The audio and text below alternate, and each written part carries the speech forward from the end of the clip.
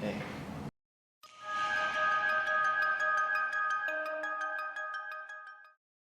Assalamualaikum dan salam perkenalan. That's the Malay language, and the English translation would be "May peace and blessings be upon you," and "Nice to meet you." My name is Emir, and I'm an international student from Malaysia, and I'm currently majoring in computer engineering at Vanderbilt University.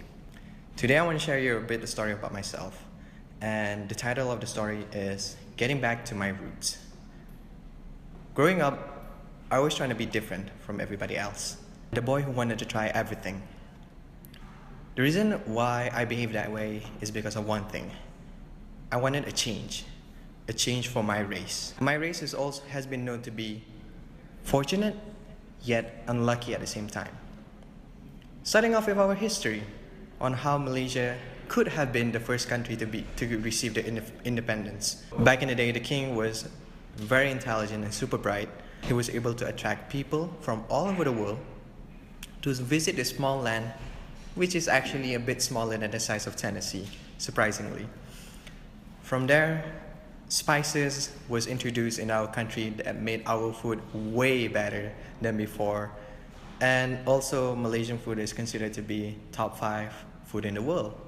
I guess it's self-explanatory because we're also top 5 in the diabetic people. It wins both ways in situation. From there, Islam was introduced in our country as well.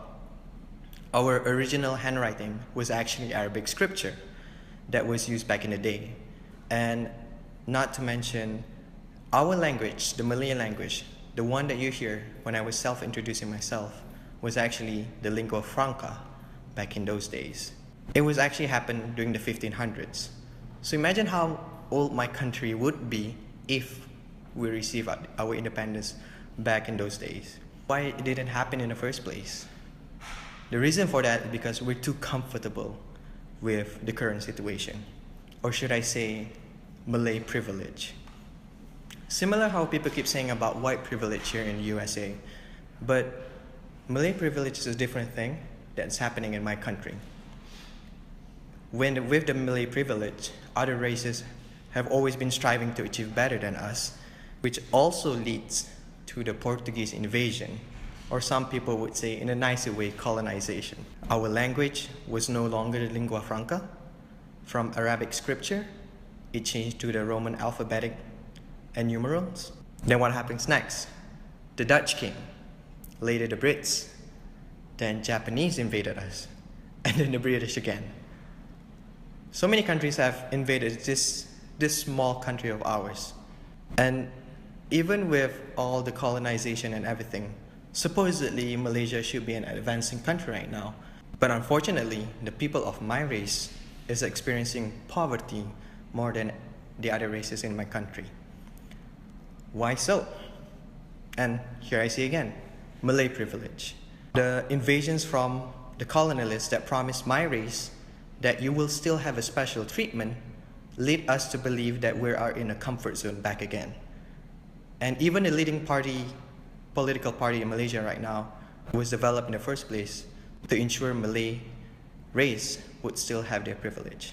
Because of this privilege, Malay race has a huge economy gap with Chinese and Indians. I hate the fact that when my mom, who is currently right now a senior VP in one of the telecommunication company back in Malaysia, will always mention when there's an interview process between all races, Malay, Chinese, and Indians, the people from my race will always be overshadowed by other races because they put their effort in learning other language and also striving to be better because they know they have to fight to get their own rights. Having this Malay privilege does not mean that you're always on top.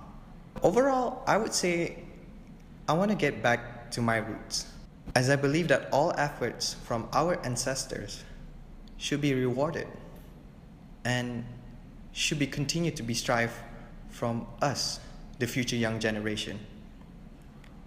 Progress, yet still preserving our old heritage. And that means to strive in all aspects of our lives. One thing that I learned is another quote by my basketball coach.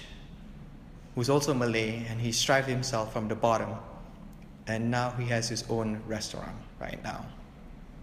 And he holds this one small hashtag, actually. Hashtag go strong in anything that you want to do in your life. Whatever happens in your life, hashtag go strong and always firmly believe in getting back to your roots. Thank you.